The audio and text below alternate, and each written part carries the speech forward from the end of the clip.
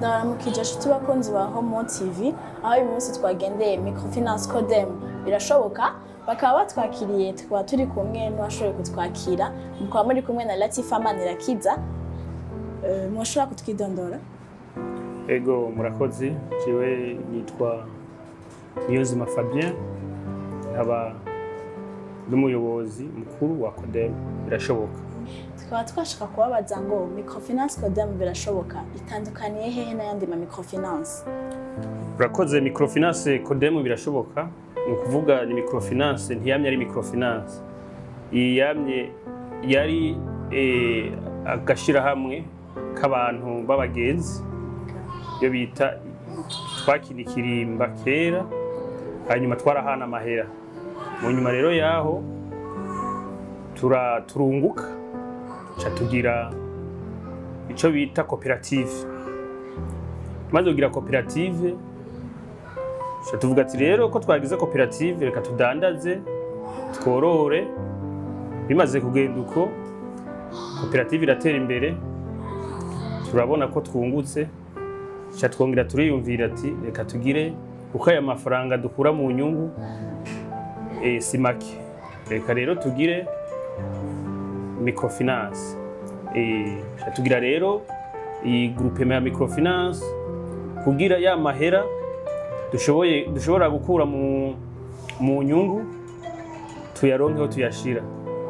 Hama kuko tumaze kugira koperative twaciye turonka n'abanywanyi batari baki, kugira n'abanywanyi amakotisation yabo bashoboye kuyashira muri koperative yacu, ibintu bigende neza. Yego murakoze cyane. Microfinance Codem Birashoboka ifitiye akamaro akahe abene gihugu? Codem Birashoboka ifise akamaro gakomeye cyane kuko abarimyi turakorana, aborozi turakorana, abadandaza turakorana.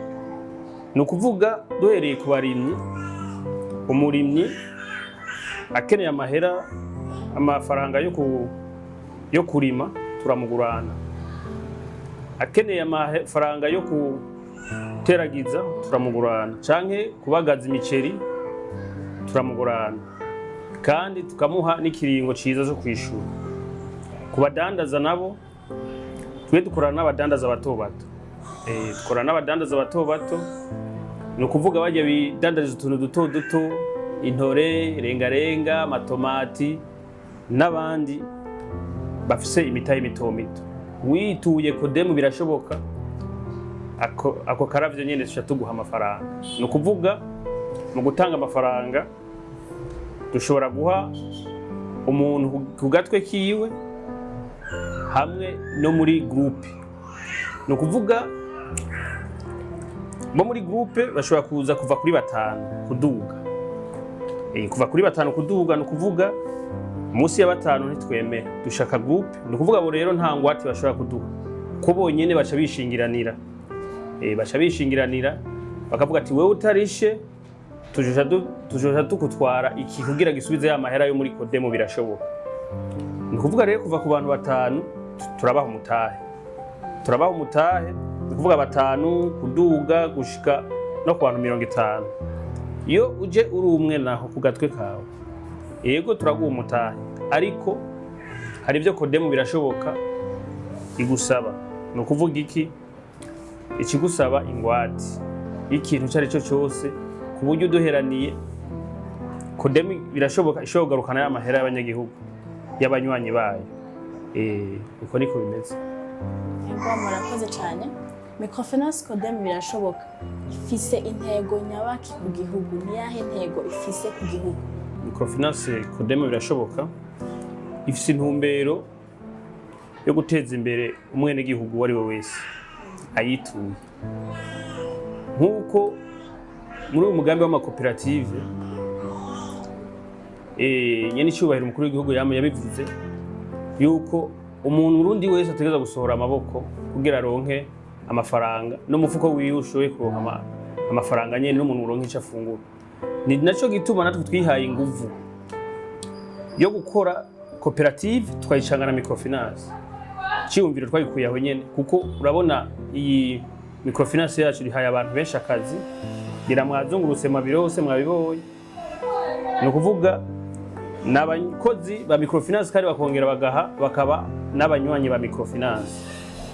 Ni ukuvuga rero twebwe ngaha muri Codem Birashoboka dufise intumbero yuko umunyagihugu wese ategerezwa kuronka ingurane ngaha hanyuma agakora akiteza imbere, kandi si ngaha i Bujumbura gusa. Dufise ivyumviro yuko dushobora gushinga Codem Birashoboka no mu gihugu hagati mu ntara zose zigize Uburundi, ariko twatereye ngaha i Bujumbura kuko urabona i Bujumbura niho hari abantu benshi, nico gituma twahereye ngaha i Bujumbura. Yego murabona ko twamaze gutera imbere, tuko turatera imbere, mu nyuma tuzobandanya mu gihugu hagati kuko turafise abantu batari bake, turafise abantu batari bake ngaha muri Microfinance, turafise abanywanyi batari bake cyane. Murakoze cyane. Microfinance Codem Birashoboka ni yahe nyungu iha abanyamitahe bayo? Abanyamitahe baronka inyungu gute? Umunyamutahe wa Codem Birashoboka ni ukuvuga twe tumaze kuguha iyo ngurane, ubwa mbere ho tuguha ingurane utavunitse. Ni ukuvuga uciyandikisha muri Microfinance Codem Birashoboka, akujya nabivuze mukaza muri nk'abantu batanu, duca tubaha amafaranga mukaza kudandaza cyangwa mukaja kurima cyangwa mukaja korora, kandi inyungu mutwungukira ntaba ari inyungu nini, batwungukira inyungu ntoya cyane. Batwungukira inyungu ntoya kugira tubandanye dutera imbere. Ya nyungu batwungukiye duca tuyigarukana tukayiha abandi bantu bashasha, abanywanyi bashasha bazi kugira nabo nyene baronke uko batera imbere. Microfinance Codem Birashoboka habonetse abandi banywanyi bashiramo imitahe, birashoboka muri abo banywanyi ari abo abari baje ubwa mbere hama mu nyuma hakazamo abandi, birashoboka ko bongereza n'indi mitahe? Murakoze cyane. Codem Birashoboka twebwe turuguruye imiryango, umuntu yifuza kuzana umutahe turamwakira kuko nta muntu yikora, turamwakira. Hama ikindi naco turakora ibintu bitandukanye ngaha. No kuvuga hariho abantu bifuza yuko twobungukira bakazana imitahe yabo, muri ico gihe turabungukira bakaza baraza gutora inyungu muri Microfinance Codem Birashoboka. Bashobora kuzana umutahe w'amezi 3 kuva ku mezi 3 gushika ku mwaka canke n'imyaka 2. Muri ico gihe azaraza gutora inyungu ukwezi. Ico nico gitandukaniye n'izindi Microfinance kuko twebwe twakira amafaranga y'inyungu y'umuntu akazaratora, y'umutahe w'umuntu akazaratora inyungu ku kwezi. Abandi suko bagira ko abandi batorera rimwe n'umutahe wiwe akawukurira rimwe, ariko twebwe ngaha hazaraza gutora inyungu ukwezi. Ni ukuvuga rero twebwe turungukira abantu bazanye umutahe batavunitse, hama uwo mutahe nawe twawuha babanywanyi bacu kugira baze gukora bya bikorwa byo kudandaza, korora, kurima kugira nabo biteze imbere. Microfinance Codem Birashoboka nakahe kamotera abarimyi canke abadandaza akamo mushobora kubatera kugira ngo bashobore kwiteza imbere? Ego Microfinance Codem Birashoboka nkuko muheje kubivuga, twebwe nababwiye ko twakira abadandaza bose, kandi twotera kamo abadandaza bari mu masoko Kinama, Kamenge n'ahandi ko na za Buterere, yego no kwa Siyoni, ko boza tukabaha imitahe bakadandaza bakiteza imbere. Twebwe mu by'ukuri twakiriwe ari we wese. Muri Codem Birashoboka ababizi babimenye ubwa mbere, bo barabizi ko bageze ku ntambwe ishimishije cyane kuko twarabahaye imitahe, ubu baradandaza kandi baragaruka bagashima ati muragahoraho Microfinance Codem Birashoboka mwaje hageze.